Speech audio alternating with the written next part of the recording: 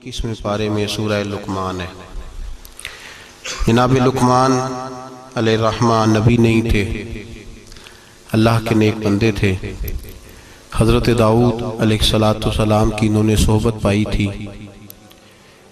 रंग काला था, होंठ मोटे थे, लेकिन अल्लाह तबारक व तआला ने हिकमत और दानाई बड़ी अता फरमाई थी।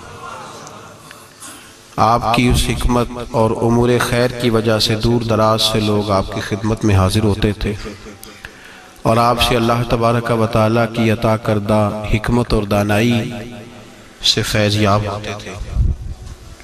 हज़रत लुकमान ने अपने बेटे को कुछ नसीहतें फरमाई। अपने बच्चे को उन्होंने कुछ चीज़ों के बारे में तरबियत दी। अल्लाह तबारक व तआला को उनकी वो बातें और वो अंदाज इतना पसंद आया कि रब ने उसको कुरान मजीद में बयान फरमा दी। और अल्लाह तबारक व तआला का उस चीज़ को कुरान मजीद में बयान करना इस बात की दलील है कि अल्लाह तबारक व तआला की ये रज़ा है कि मुसलमान अपने बच्चों की तरबियत इसी अंदाज में करें, इसी अंदाज में अपने बच्चों की तरबियत करें। ये उन्वान और ये बातें माँ और बाप को सीखनी चाहिए। बल्कि हमारे बाद बुजुर्ग तो फरमाते हैं कि जिस बेटे और बेटी का निकाह करने का इरादा हो उसको जहाँ और उनकी ज़रूरत के मसाइल सिखाए जाएं, वहाँ उन्हें सूरह लुकमान की इन आयात की ज़रूर उन तक पैगाम पहुँचाया जाए, ताकि उन्हें पता हो कि किस नहज पर, किस बुनियाद पर और किस तरीके से हमने अपने बच्चों को अल्लाह तबारक व तआला की रज़ा के मुताबिक ढालना। इंसान सबसे ज़्यादा मुखलिस अपनी औलाद के साथ होता है। इस पर उलमा ने कलाम किया है कि बच्चे भी अपने माँ बाप के साथ उतने मुखलिस होते हैं कि नहीं।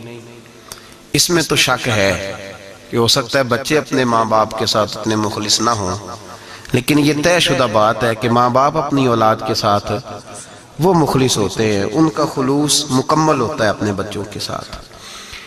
तो हज़रत लुकमान जब अपने बच्चे को नसीहत कर रहे थे तो वो उन बातों की तरफ दिला रहे थे जो वो समझते थे कि बड़ी ही ज़रूरी है, जिनकी वजह से उनका बच्चा बड़ी खैर पा जाएगा, मुकम्मल कामयाबी दुनिया और आखिरत की हासिल कर जाएगा।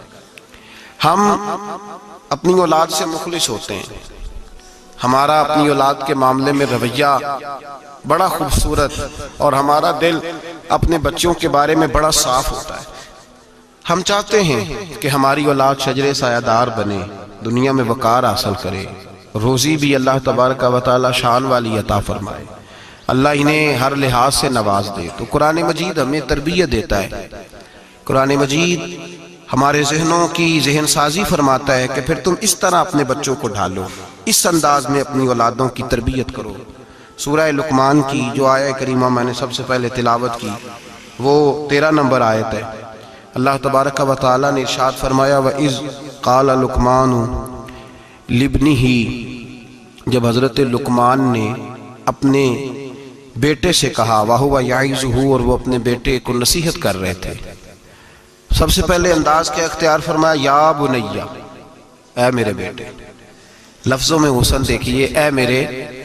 हमें जब अपनी औलाद से नाराज़गी होती है तो हम एक खुतबा पढ़ते हैं, उस खुतबे में अपनी नेकियां और औलाद की नालायकियां गिनवाते हैं, समझाने का अंदाज इख्तियार नहीं करते जाहो जलाल में। और बाज़ औक़ात माज़ अल्लाह ताला कुछ ऐसे भी लोग होते हैं जो गाली भी देते हैं, सख्त सुस्त भी कहते हैं, लफ्ज़ों की हुर्मत का पास नहीं करते, और वो खुतबा वो आधे घंटे का हो, 25 मिनट का हो, वो दे के हम निकल जाते हैं, उन्हें बड़ा सताया है तुमने। लेकिन हम किसी मौके पर भी उस फूल को जड़ी बूटी से अलहदा करने की कोशिश नहीं करते। हम जो अंदाज होना चाहिए वो अंदाज हम इख्तियार। कब ऐसा हुआ है कि हमने बच्चे को बुलाया हो, उसको अपनी शफकत की चादर के नीचे बिठाया हो, फिर उसको हमने नसीहत की हो, और अगर हम कभी नसीहत करते भी हैं तो वो दुनियादारी की नसीहत है, वो माल दौलत जमा करने की नसीहत है, वो ज़माने में ऊंचा मकाम पाने की नसीहत है। हज़रत लुकमान अपने बेटे को नसीहत करते हैं तो कहते हैं, या बुनैया, ओ मेरे बेटे का लफ्ज़ हसीन जुमला। अल्लाह के रसूल सल्लल्लाहु अलैहि वसल्लम ने फरमाया, अकरीमू औलादकुम, अपनी औलाद की इज्जत किया करो। अपनी औलाद की जरा बोल के बताइएगा, औलाद की, किसकी, कौन इज्जत करे? ماں باپ کس کی عزت کریں؟ بیٹا جی کہہ کے پکارو، میرا بیٹا کہہ کے پکارو، ان کو وقار دو، ان کو عزت دو۔ اولاد کے لیے تو خیر اصول ہے کہ اولاد عزت کرے گی، اس کے لیے تو کہہ دیا کہ ماں باپ جنت بھی ہیں تیری دوزخ بھی ہیں، لیکن ماں باپ کو بھی حکم ہے کہ بچوں کے لیے اعزاز کے جملے استعمال کرے۔ ہمہ وقت کا ڈانٹنا، ہمہ وقت کی تلخی یہ مناسب نہیں ہے، ان کے لیے عزت کے جملے استعمال کرے۔ یا بنیا، اے میرے بیٹے، پہلا درس کیا دیا؟ فرمایا لا تشرک باللہ، بیٹے اللہ کے ساتھ شرک نہ کرنا۔ کیوں؟ ان الشرک لظلم عظیم، بے شک شرک بہت بڑا ظلم ہے۔ سب سے پہلی نصیحت اپنی ذات کے لیے نہیں کی۔ ہم ساری زندگی جب بھی لیکچر دیتے ہیں یہی کہتے ہیں، ساری زندگی یہی کہتے رہتے ہیں، میں نے سال گوا دیے، میں نے کاروبار کیے، میں نے دنیا چھوڑی، میں نے پردیس کاٹا تیرے بنگلے کے لیے، تیرے مکان کے لیے، تیری فلاں چیز کے لیے۔ کبھی یہ بھی تو بتائے نا کہ کوئی باپ اٹھ کے کہے کہ میں نے بڑا وقت دیا ہے تجھے اللہ سے جوڑنے کے لیے، تجھے رسول پاک کا غلام بنانے کے لیے، میں نے کئی دہائیاں بتا دی تجھے نبی پاک صلی اللہ علیہ وسلم کی غلامی سکھانے کے لیے۔ اس پر بھی تو کبھی کو باپ اپنی اولاد کو احساس دلائے۔ سب سے پہلی بات یہ کی کہ بیٹا شرک نہ کرنا، اللہ کے ساتھ کسی کو شریک نہ ٹھہرانا، اس سے بچنا۔ آگے اگلا جو حضرت لقمان کا فرمان ہے وہ آیت نمبر 16 کے اندر ہے۔ یہاں شرک کی بات کی، میں تھوڑی اس کی تفصیل عرض کروں گا اپنی بساط کے مطابق، لیکن پہلے آیات سماعت کر لیجئے، ان کا سادہ ترجمہ سمجھ لیجئے تاکہ آپ کے حاشیہ خیال میں عنوان آ جائے۔ سب سے پہلے کہا شرک نہیں کرنا، پھر اس کے بعد کہا سورہ لقمان کی آیت نمبر 16 میں ارشاد فرمایا یا بنیا، اے میرے بیٹے، انہا ان تکو مسکال حبت من خردل، اے بیٹے اگر تو اتنی برائی بھی کرے جتنا کہ ایک رائی کا دانہ ہوتا ہے، رائی کا جو دانہ ہوتا ہے وہ چھاؤں میں رکھیں تو نظر نہیں آتا، وہ سورج کی روشنی میں نظر آئے گا، اگر چھاؤں میں دیکھنا ہوگا تو آپ کو لائٹیں جلانی پڑے گی۔ تو حضرت لقمان اپنے بیٹے کو نصیحت کرتے ہیں، کہتے بیٹے اگر تو رائی کے دانے کے برابر بھی گناہ کرے اور پھر وہ گناہ اس طرح ہو فَتَكُنْ فِي صَخْرَةٍ أَوْ فِي السَّمَاوَاتِ أَوْ فِي الْأَرْضِ، چاہے رائی کے دانے کے برابر گناہ ہو اور پہاڑ میں چھپا ہو یا زمین اور آسمان میں چھپا ہو تو کیا ہوگا؟ اپنے بیٹے کو سمجھا رہے ہیں، کہتے ہیں یاتی بِهَا اللہ، اللہ پھر بھی اس کو نکال کے لے آئے گا۔ تو یہ نہ کہنا کہ میں کوئی پاپی ہوں، میں نے کوئی بینک لوٹے ہوئے ہیں، میں نے کوئی قتل کیے ہوئے ہیں۔ فرمایا رائی کے دانے کے برابر بھی، اپنے بیٹے کو کہہ رہے ہیں رائی کے دانے کے برابر بھی اگر تو نے گناہ کیا تو اللہ اسے بھی لائے گا، اور رائی کے دانے کے برابر ہو پھر چٹان میں چھپا ہو یا زمین و آسمان میں چھپا ہو، اللہ پھر بھی اسے نکال کے لے آئے گا، اس لیے کہ ان اللہ لطیف خبیر، بے شک اللہ باریک باتوں کا جاننے والا ہے۔ فَمَنْ يَعْمَلْ مِثْقَالَ ذَرَّةٍ خَيْرًا يَرَهُ وَمَنْ يَعْمَلْ مِثْقَالَ ذَرَّةٍ شَرًّا يَرَهُ، اگر تو ذرے کے برابر نیکی کرے گا تو اللہ تجھے اس کا اجر عطا فرمائے گا، اور اگر تو ذرے کے برابر گناہ کرے گا تو اللہ قیامت میں وہ بھی تیری آنکھوں کے سامنے لائے گا، اس کا بھی حساب ہوگا۔ تو فرمایا بیٹے اللہ باریک باتوں کا جاننے والا۔ یا بنیا، اے میرے بیٹے، اقم الصلاۃ، نماز قائم کر۔ بیٹے نماز بس کافی ہو گیا؟ کہا نہیں، اب اور آگے بڑھ، وَأْمُرْ بِالْمَعْرُوفِ، لوگوں کو بھی نیکی کا حکم دے، وَنْهَ عَنِ الْمُنْكَرِ، اور لوگوں کو بری باتوں سے منع کر، اور جب تو یہ کام کرے گا پھر لوگ تجھے ستائیں گے۔ ہو ہی نہیں سکتا کوئی حق بات کرے اور لوگ اس پہ طعن و تشنیع نہ کرے، یہ ہو ہی نہیں سکتا، یہ ممکن ہی نہیں۔ فرمایا جب تو نیکی کا حکم دے گا اور برائی سے روکے گا تو پھر کیا ہوگا؟ تیرے اوپر مصیبت آئے گی، اب تو نے کیا کرنا ہے؟ پھر تو نے اس آنے والی مصیبت پر صبر کرنا ہے۔ بے شک یہ بڑی ہمت کے کام ہے، یہ بڑی دنائی کا کام ہے، دلیری کا کام ہے، اتنا آسان ہے ہی نہیں، بڑے حوصلے کا کام ہے۔ جسے زندگی ہو پیاری وہ یہیں سے لوٹ جائے، میرے قافلے میں شامل کوئی کم ظرف نہیں ہے، یہ ہمت کا کام ہے، آسان ہے ہی نہیں۔ آگے کیا ارشاد فرمایا، بڑی میرا دل کرتا ہے بڑی توجہ سے سنیں ان آیات کو، بڑی کہ آگے ترتیب کیا لگائی ہے۔ حضرت جناب سیدنا لقمان کیا کہتے ہیں؟ نماز پڑھ، دوسروں کو نیکی کا، برائی سے منع کر، اور یہ جب تیرے اوپر ان کاموں کی وجہ سے مصیبت آئے تو اس پر اس لیے کہ یہ جو کام ہے نا عزم الامور، یہ بڑی ہمت کے کام ہے۔ بس کروں ابا جی؟ فرمایا نہیں اور بھی کچھ کر۔ کیا؟ آیت نمبر 18 فرمایا وَلَا تُصَغِّرْ خَدَّكَ لِلنَّاسِ، اپنا منہ ٹیڑھا کر کر کے لوگوں سے بات نہ کیا کر، رخسار موڑ موڑ کے لوگوں سے بات نہ کر، وَلَا تَمْشِ فِي الْأَرْضِ مَرَحًا، اور زمین پہ اکڑ اکڑ کے نہ چل۔ ان اللہ لا يحب كل مختال فخور، بے شک اللہ کو اکڑنے والا، فخر کرنے والا پسند اللہ لا یحب، اللہ اس سے محبت ہی نہیں کرتا، اللہ رحمت ہی نہیں کرتا جو اکڑ اکڑ کے چلے۔ اس طرح نہ کر تو پھر کیا کروں؟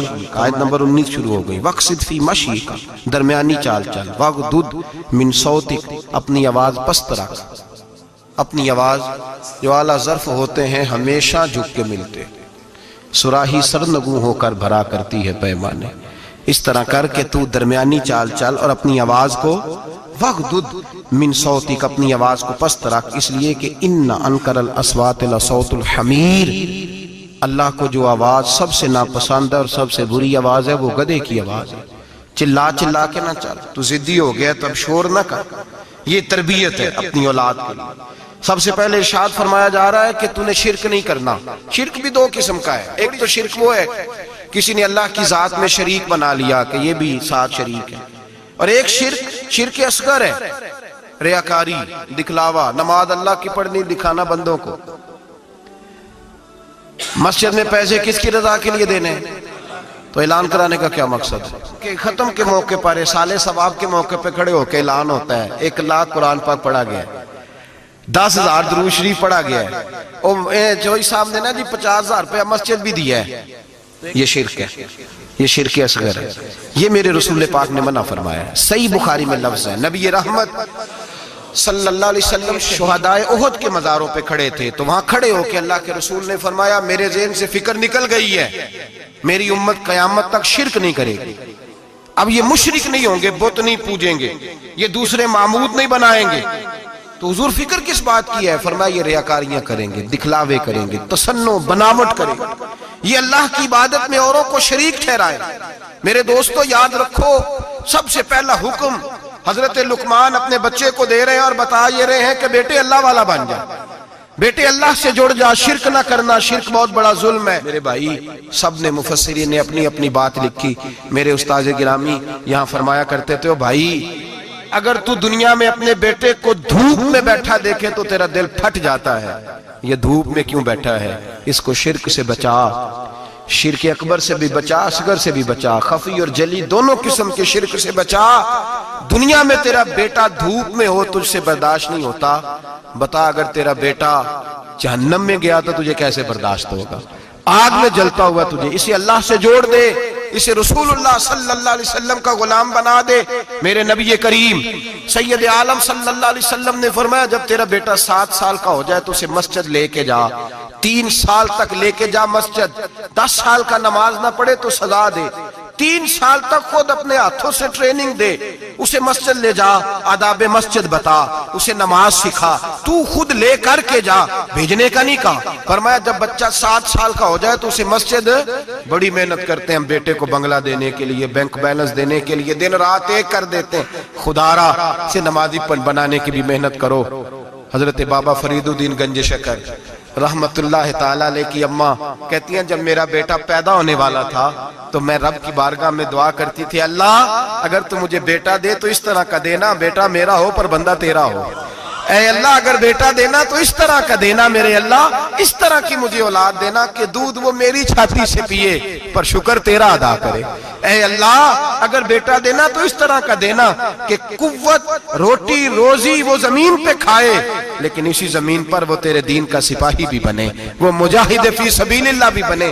حضرت بابا صاحب کہتے ہیں مجھے شکر پسند تھی، اماں بڑے جتن کرتی ہے بیٹے کے لیے، بڑا کچھ کرتی ہے، اور بیٹے روٹی ٹائم پہ کھانا فلاں کام، کہتے ہیں مجھے شکر پسند تھی، میری اماں سردیوں کے ٹھنڈے موسم میں اٹھ کے میرے لیے پانی بھی گرم کرتی، مصلی بھی بچھاتی، اور پھر ایک پڑیا شکر کی بنا کے میرے مصلی کے نیچے بھی رکھتی، کہتی بیٹا نماز پڑھے تو اللہ شکر دیتا ہے۔ آپ فرماتے ہیں میں روز نماز کی 5 نمازوں کا وقت مصلی اٹھاتا تو پڑیا شکر کی ملتی، سکول اور مدرسے کے میں اپنے کلاس فیلوں کو بھی کہتا نماز پڑھو بڑی پیاری شکر ملتی ہے، کہتے ہیں میں روز شکر کھاتا۔ ایک سویرے فجر کی نماز میں اماں نے وضو تو کرایا، مصلی بھی بچھایا، پر دیہات کی وہ سادی بی بی جس کا سارا کام بھی خلوص پہ مبنی تھا، جو آکسفورڈ سے پڑھی ہوئی تو نہیں تھی لیکن آداب ممتا اسے سارے آتے تھے، جو کسی یونیورسٹی کی سند یافتہ تو نہیں تھی لیکن بیٹے کے ساتھ کس طرح کا رویہ اختیار کرنا ہے یہ سارا اسے پتا تھا۔ کہتے ہیں سادی اماں نے سارے کام کیے لیکن شکر رکھنا بھول گئی۔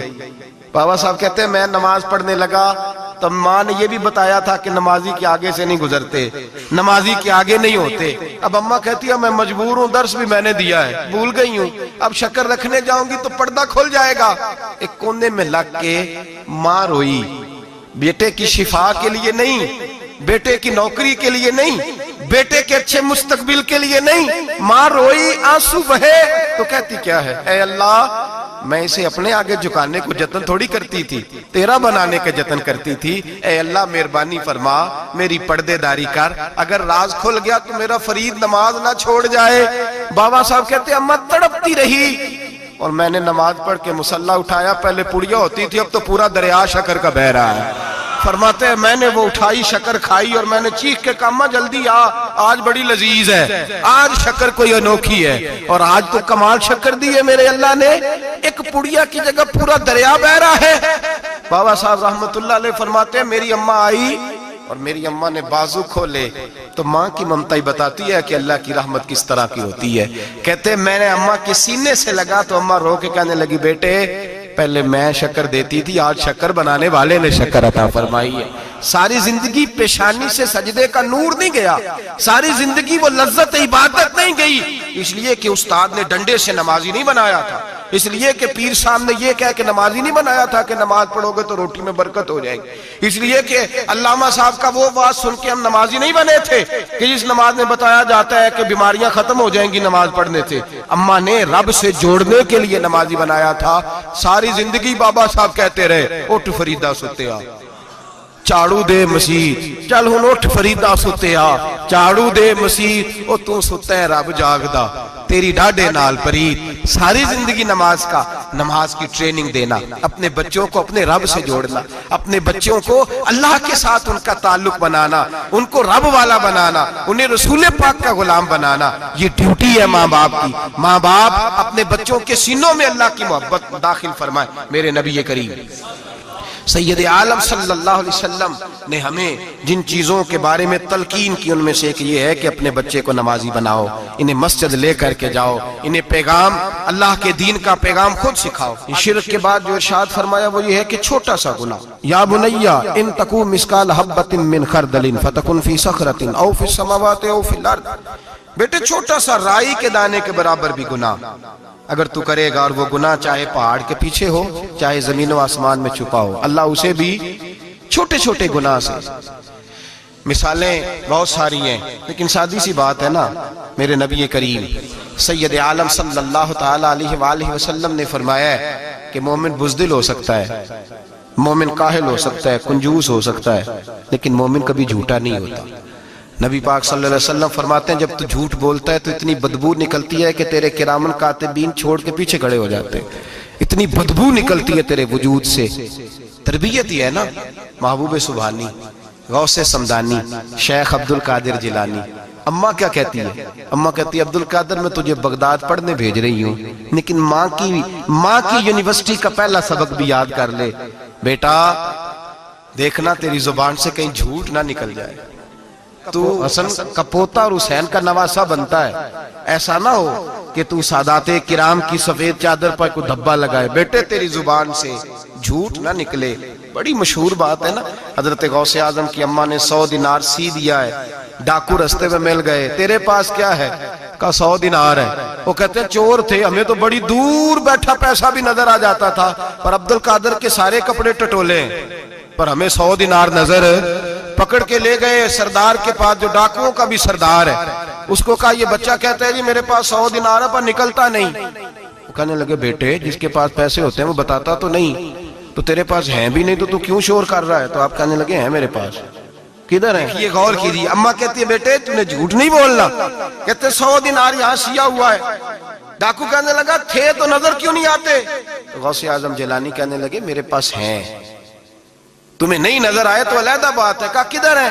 تو یوں کھول کے دکھایا اپنا کرتا بٹن کھول کر، یہ سیے ہوئے ہیں۔ ڈاکوؤں کے سردار نے دیکھا تو پیسے تو اپنی جگہ تھے، بیٹے کا چہرہ دیکھنے لگا، کہنے لگا چھوٹے سے بیٹے لوگوں کے پاس ہوتے بھی ہیں تو ڈاکہ پڑ جائے، لوگ چھپانے کی کوشش کرتے ہیں، تو نے ظاہر کیوں کیے؟ تو حضرت غوث اعظم کی سچی زبان، چہرے پہ اطمینان کی روشنی، اور اماں کی یونیورسٹی سے لی ہوئی ڈگری اور باپ کے ادارے سے لی ہوئی سند، حضرت غوث اعظم جیلانی اس ڈگری کا اپنا علم آگے تقسیم کرنے لگے، کہنے لگے سارا کچھ ہو سکتا ہے، عبد القادر کی منہ سے جھوٹ نہیں نکل سکتا، اس لیے کہ میں ماں سے وعدہ کر کے آیا ہوں کہ زندگی میں ہمیشہ سچ بولوں گا، جھوٹ نہیں نکلے گا۔ اور لفظوں کی صداقت تھی، 11-12 سال کی عمر، معصومیت کے جملے ایسے نکلے کہ ڈاکوؤں کا سردار کانپنے لگا، راشہ طاری ہو گیا، پلٹ کے اس کے آنسو نکلے۔ حضرت غوث اعظم چلے تو پیچھے پیچھے چل دیا، کہا تو میرے پیچھے کیوں آ رہا ہے؟ کہنے لگے جس مسجد تم جاؤ گے میں بھی اسی مسجد میں نماز پڑھوں گا۔ اپنے ورکروں سے کہنے لگا تم نے ڈالنے ڈاکے تو ڈالو، مجھے تو اس کے سچ نے دھو ڈالا ہے۔ وہ کہنے لگے اگر ہم نے برے کام تیرے پیچھے لگ کے کیا ہے تو نیکیاں بھی اکٹھی کریں گے۔ میرے بھائی ٹریننگ، تربیت بچے کو گھر کی ماں کی گود اگر سچ بولنا سکھائے، اور اگر اماں ہی کہے جا دیکھ کے آ تیری چچی تیرے بارے میں کیا کہہ رہی ہے، یا سن کے آ وہ فلاں آدمی کیا کہتا تھا، ذرا جاسوسی کا، اور اگر باپ ہی اسے کہے کہ جا بار والے سے جا کے کہہ دے کہ ابا جی گھر میں نہیں ہے، تو کیسے اس کے اندر صداقت پیدا ہوگی؟ وہ کس طرح دیانتدار بنے گا؟ کس طرح وہ معاشرے کے اندر اچھا کردار ادا کرے گا؟ حضرت سیدنا حبیب اجمی رحمت اللہ تعالیٰ علیہ کے پاس ایک شخص آیا کرتا تھا، صحبت میں بھی بیٹھتا تھا، لیکن کام وہ ٹھیک نہیں کرتا تھا، سود کا دھندا تھا، لمبے چوڑے اس کے مسائل تھے۔ حالانکہ ایک ہی بیٹی تھی، وہ بھی دونوں ٹانگوں سے معذور تھی، دونوں ٹانگوں سے معذور، بڑے حکیم طبیب دکھائے لیکن بچی کو شفا نہیں ہوتی۔ شخص بھی اپنے مزاج کے لحاظ سے اچھا نہیں تھا۔ کہتے سویرے سویرے آیا تو کہنے لگا حضور مجھے توبہ کرا دیں، آج کے بعد نہ جھوٹ بولوں گا، نہ حرام کھاؤں گا، نہ شراب پیوں گا۔ تو کہتے ہیں جتنے لوگ بیٹھے تھے کان کھڑے ہو گئے، کہا تجھے کیا ہوا؟ کہنے لگا 11-12 سال کا نوجوان آیا مجھے توبہ کرا گیا، چڑھتی جوانی، 11-12 سال 14-15 سال کا بچہ مجھے توبہ کرا گیا۔ تو کہتے ہیں ہم محو حیرت ہوئے کہ اتنا سا بچہ؟ تو کہتے ہیں کسی نیک باپ کا بیٹا تھا، کسی پرہیزگار ماں کا بیٹا تھا، گھر میں تربیت ہوئی۔ اتنے بچے تو خانقاہ بھی نہیں جاتے، اتنے سے بچے تھوڑی کسی ادارے کے فارغ التحصیل ہوتے ہیں، کس مدرسے سے پڑھے ہوتے ہیں؟ کہتے چھوٹی سی عمر۔ تو کہا جناب آپ کو کیسے ملا؟ تو وہ شخص کہنے لگا حضور کل میں گیا بازار، میں نے بغداد کے چوک سے 10 کلو مچھلی بھی خرید لی، اور کچھ اور ضرورت کی چیزیں بھی، مہمان آنے تھے، وہ سارا کچھ خرید کے میں جب نکلا تو سامان زیادہ ہو گیا۔ چوک میں مزدور بیٹھے ہوتے تھے، میں نے کہا بھئی میرے ساتھ فلاں محلے تک سامان پہنچانا ہے۔ وہ بچہ کہنے لگا چچا اگر میں چلوں تو، میں نے اس کو ایڈریس وغیرہ بتلایا تو 3 دینار مزدوری طے ہو گئی سامان گھر پہنچانے کی۔ کہتے میرے ساتھ وہ نکلا، اور جب رستہ طے کرنے لگا تو رستے میں گرمی بڑی سخت تھی، ظہر کا وقت تھا، ذرا ہم نے چند قدم اٹھائے، 2-4 گلیاں گزرے تھے کہ اذان ظہر کی آواز آنے لگی۔ تو کہتے ہیں بڑی منت کے انداز میں، بڑی گزارش کے انداز میں میری طرف دیکھا، عمر چھوٹی سی ہے، کہنے لگا چچا اگر اجازت مل جائے تو میں ظہر کی نماز پڑھ لوں۔ کہتے ہیں میں ایک جگہ پھٹے پہ بیٹھ گیا اور گپے کرنے لگا، سامان وہاں رکھا، میں نے کہا پڑھ لے نماز۔ کہتے ہیں بچہ نماز پڑھنے چلا گیا، باقی لوگ دیر سے آئے، وہ نماز پڑھ کے جلدی آ گیا۔ میں نے کہا بیٹے تو جلدی آ گیا ہے؟ کہنے لگا اس لیے جلدی آیا ہوں کہ آپ یہ نہ سمجھے یہ کام چور ہے، میں نے نفل چھوڑ دیے ہیں، فارغ ہو کے پڑھ لوں گا۔ کہتے ہیں سامان اٹھایا، رستے میں گرمی شدت کی تھی، اس کا پسینہ بہنے لگا، میں آگے بڑھا، میں نے کہا بیٹے سامان تھوڑی دیر کے لیے مجھے دے دو، گرمی زیادہ ہے۔ کہنے لگا چچا کسی کا تربیت یافتہ ہوں، کسی نے ٹریننگ دی ہے، کہا ماں باپ نے کہا تھا حرام لقمہ گھر نہ لانا، کہا بات کیا ہوئی؟ کہنے لگے میں آپ کو نہیں دے سکتا، اس لیے کہ 3 دینار مزدوری گھر پہنچانے کی طے کی ہے، اگر آپ اٹھائیں گے تو پھر میں پیسے پورے نہیں لوں گا۔ دامان نے توکل کی، یہ خوبی ہے کہ اس پر پیوند لگے ہوتے ہیں پر